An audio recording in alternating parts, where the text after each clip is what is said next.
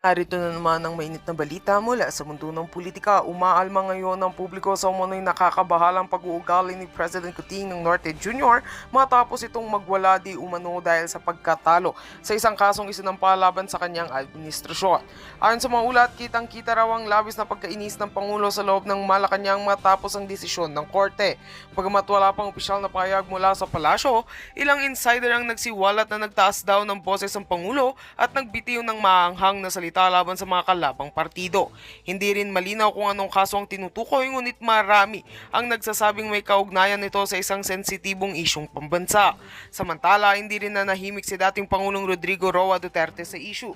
Ayon sa mga ulat, pinuna umano nito ang naging asal ni Marcos Jr. at sinabing hindi ito nararapat sa isang leader ng bansa. Binigyang diindi ni Duterte ang kahalagahan ng dignidad at pagrespeto sa desisyon ng korte anuman ang kahihinatnan nito. Ngunit matapos lamang ang ilang araw, napansin ng publiko na tila nananahimik na si FPRRD. May ilan ang nagsasabing posibleng may pagtatapik sa balikat mula sa administrasyon habang ang iba naman nagbubunyi sa muling pagkakabuo ng alyansa. Hanggang sa ngayon, tikom pa rin ang bibig ng magkabilang kampo sa tunay na nangyari. Patuloy kaming magbabantay sa mga susunod na kaganapan. At yan nga mga balita ang ating pagkakatutukan, at kung bago ka pa lamang sa aking channel ay huwag kakalimutang mag-like, share and subscribe para updated ka sa aming mga bagong balita dito sa Tatak Pinas.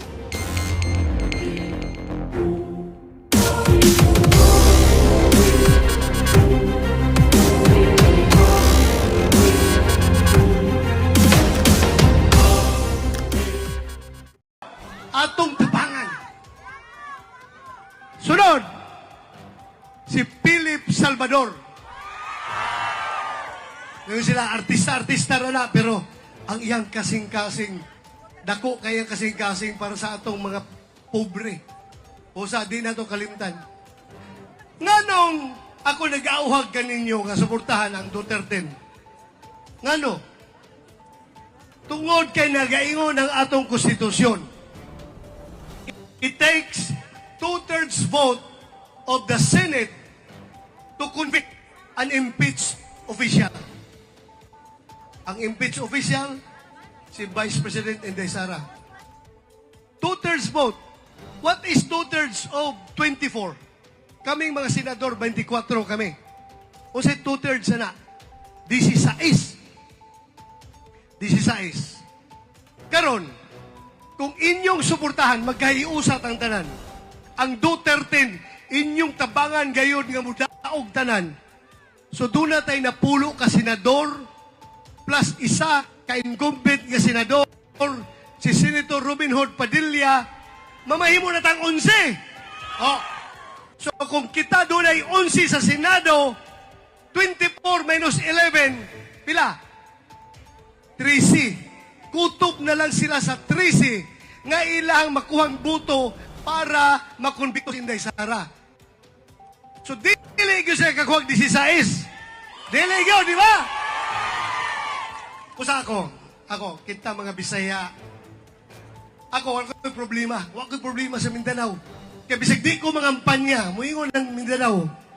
Sir, mamatay ba? Tanawa. Di na mo kinahanglan mangampanya sa buha. Kay both straight PDP laban mi, sir. Both straight PDP laban mi.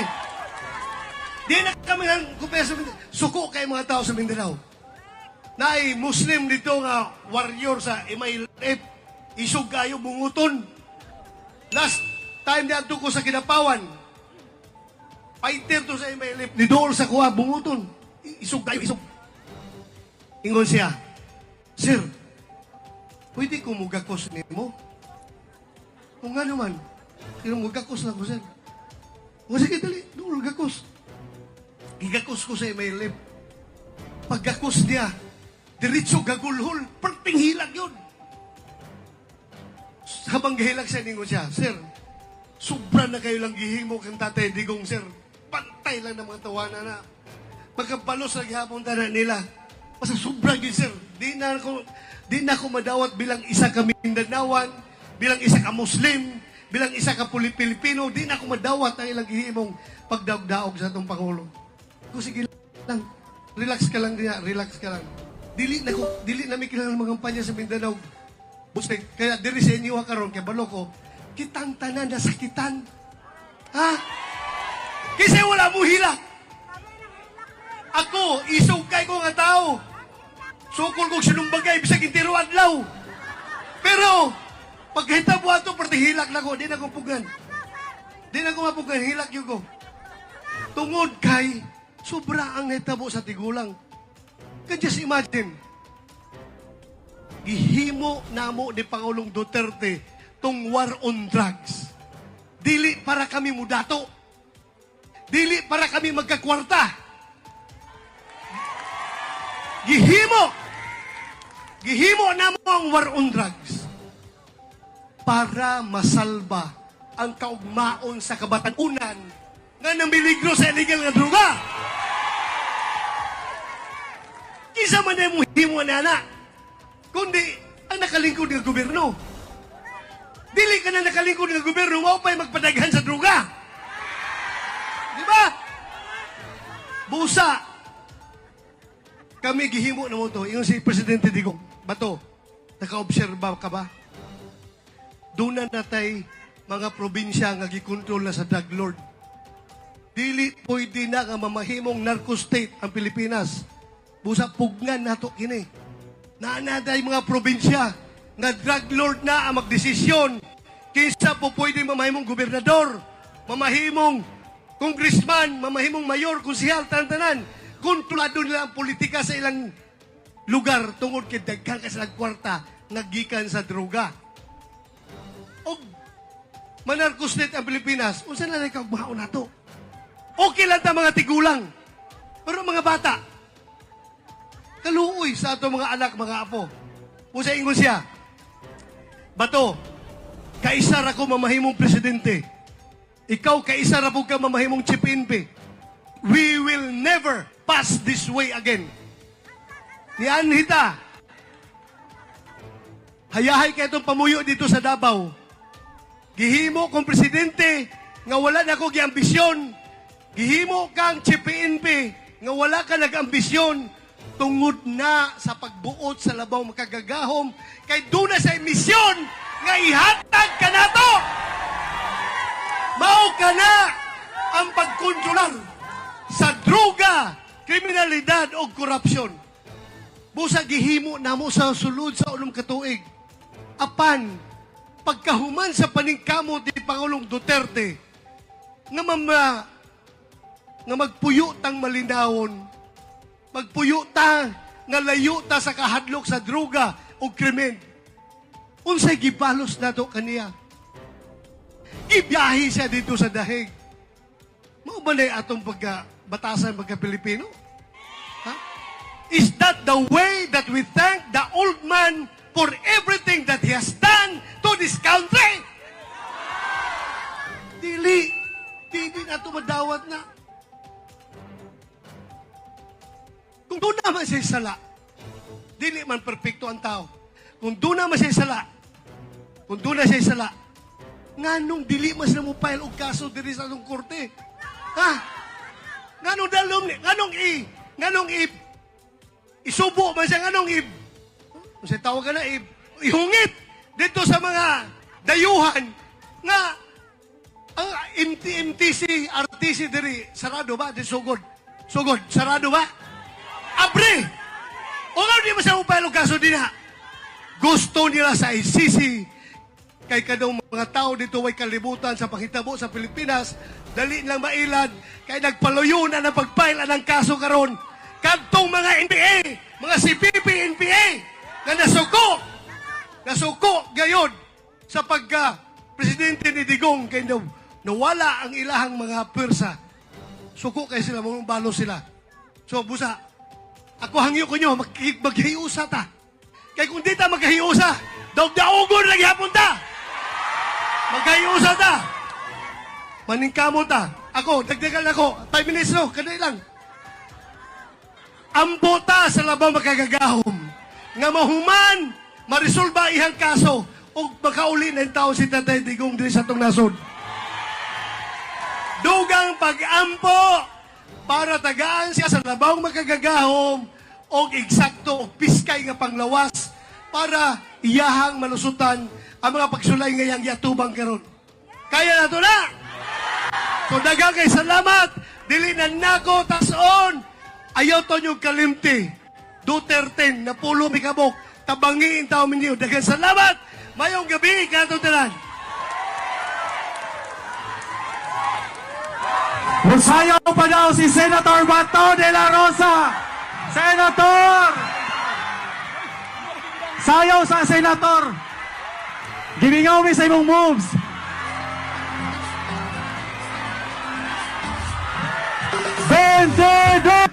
Let us all welcome Attorney Vic!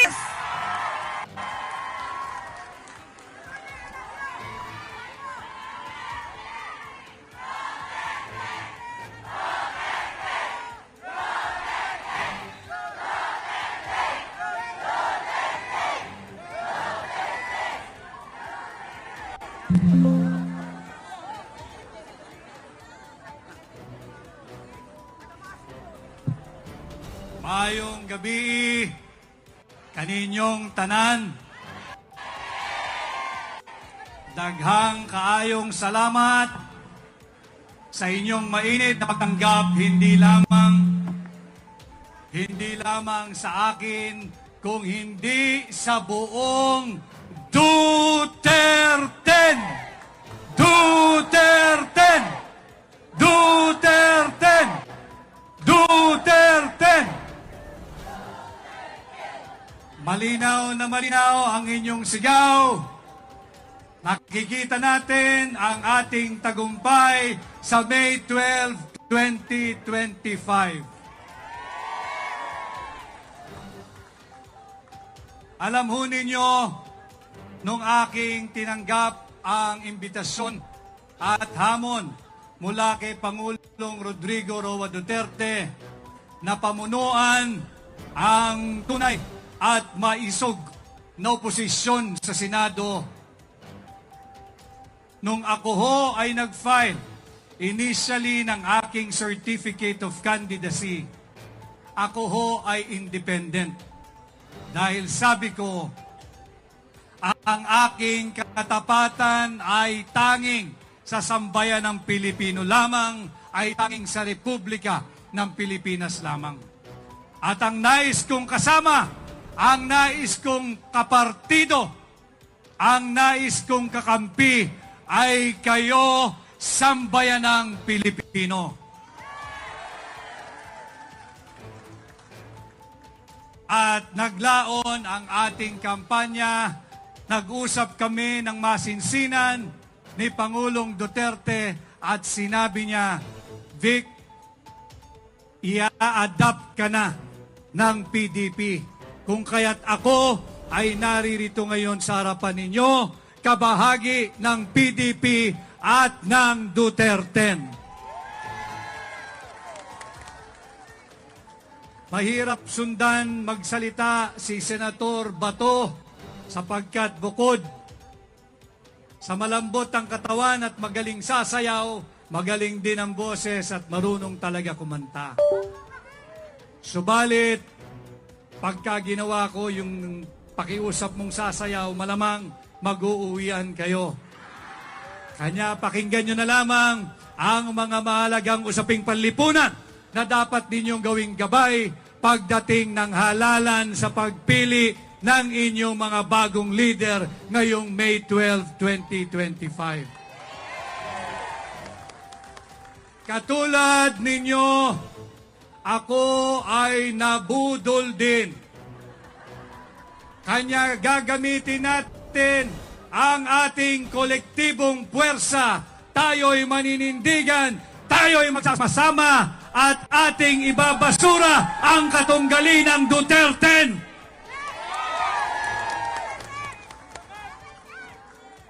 Lalabanan natin ang higit na laganap na korupsyon na bumabalot ngayon sa kasalukuyang administrasyon. Nakikita ko napakarami nating mga kapatid na nagmumula sa PNP, ang iba siguro ay sa military, tayo'y sinisecure at sinisigurong ligtas ang ating payapang pagkilos at pagdaos nitong ating rally ngayong gabi. Kaya nais ko ring kilalanin at pasalamatan ang ating mga kapatid na pulis at mga militar, maraming salamat sa inyo. At dahil tayo ay nagpapasalamat sa kanila, kinakailangan malaman din nila at malaman din ninyo kung gaano kaanomalya ang kasalukuyang 2025 national budget. Ang budget po ng Pilipinas ngayon ay nagkakahalaga ng 6.326 trillion pesos. Trillion.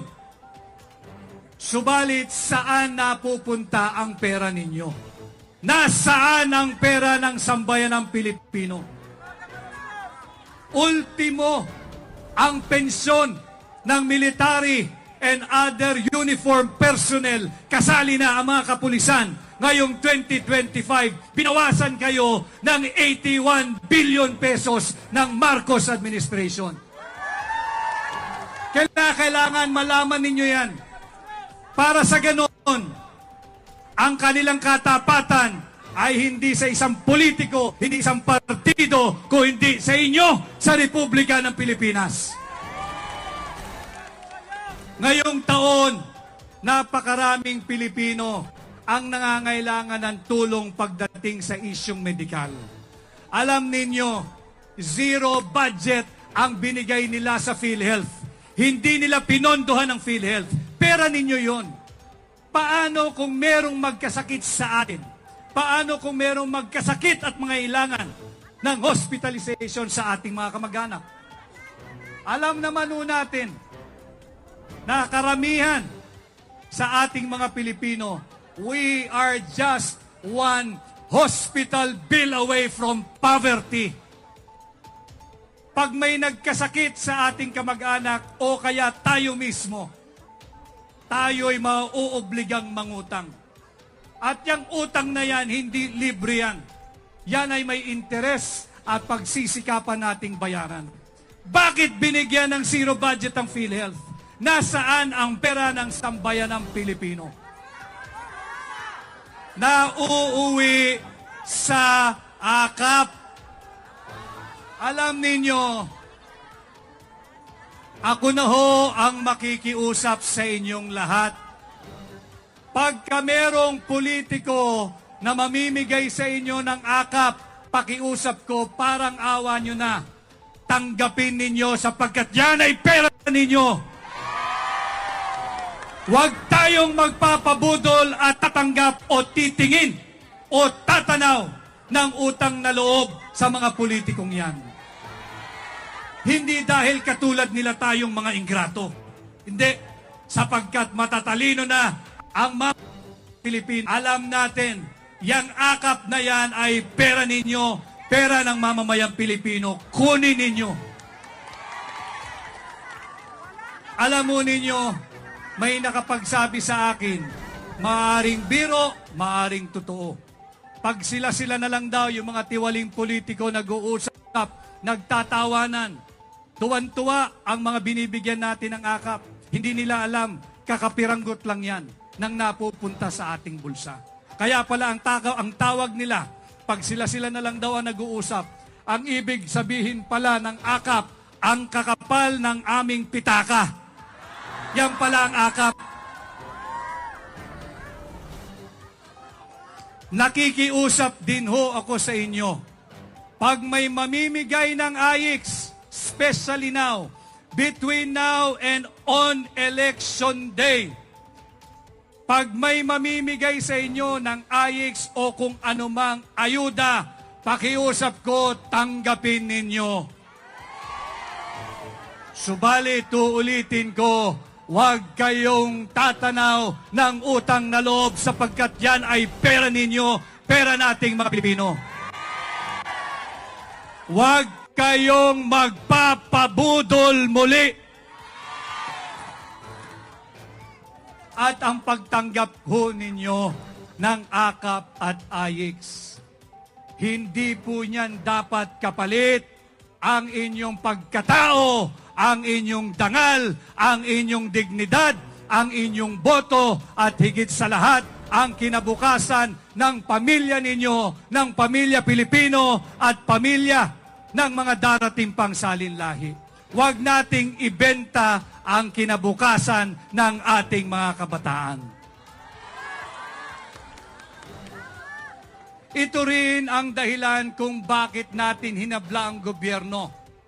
Sapagkat nadiskubre natin sa proseso ng pagpasa at pagbalangkas nila ng ating taunang budget, ang ginawa nilang basihan ay yung tinatawag na Bicameral Conference Committee Report. Nadiskubre ko ho kasama si Congressman Sid Ungab ng Davao at kasama si Pangulong Duterte na yung kanilang Bicameral Conference Committee Report punong-puno ng blanco. 28 items ay blanco. Pagka sinuma mo yung 28 items na yan, ang halaga po ng lahat ng yan ay 241 billion pesos. Yan ay pera ninyo. Kung may nawawalang 241 billion pesos, paano sila nakapagpasa ng 6.326 trillion pesos? Kanya ati ito hinabla dahil maanomalya ang ating taunang budget. Tayo po'y sinesenyasan niya na tayo may 5 minuto. Pagpaumanhin ninyo sapagkat ang bansa natin ay nahaharap sa napakaraming seryosong problema na kinakailangan ng seryosong solusyon mula sa mga seryosong tao na senador ng Duterte. Kinakailangan alam ninyo itong mahalagang usaping panlipunan. Huwag nating ibenta ang ating dangal, ang inyong dignidad at ang inyong pagkatao. Ang boto ay sagrado. Ang mandato ninyo ay sagrado. Kanya sana makikiusap mo, umili ako. Pagdating ho ng May 12, kinakailangan nating itama ang maling direksyon ng ating bansa. Ang ating bansa ay tumatahak sa maling direksyon. At pag mali ang ating direksyong tinatahak, hindi ninyo maaaring asahan na tayo ay makakarating at makakapunta sa ating nais na destinasyon. Subalit may panahon pa. Magtatatlong taon pa lamang ang Marcos administration. Ang inutang nito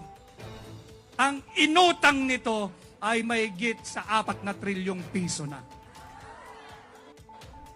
Babayaran ninyong lahat yan kasama ako. Yan ay pera natin. At ito'y katotohanan. Ang utang ng Pilipinas sa ngayon ay halos 17 trillion pesos na. Pag yan ay pinaghati-hati natin sa 110 million Filipinos, lahat tayo ngayon dito, magbabayad pati pulis, pati militar. May pagkakautang tayong lahat nang hindi bababa sa 142,000 pesos bawat isa. Yan ang masaklap na katotohanan. Kanya pagdating ng May 12, pakiusap ko sa inyo. Nais ko lamang makita yung mga kamay ng nais makauwi si Tatay Digong sa lalong madaling panahon.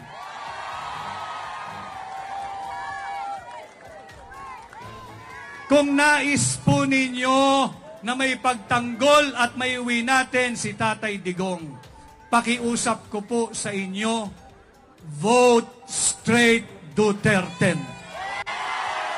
Andito ho lahat, tulungan natin si Senador Marites Mata.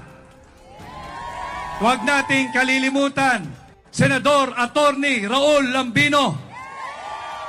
Ang mahusay na mambabatas, Senador Dante Marcoleta. Ang aking kaibigan, ang totoong tao, Senador Philip Ipe Salvador.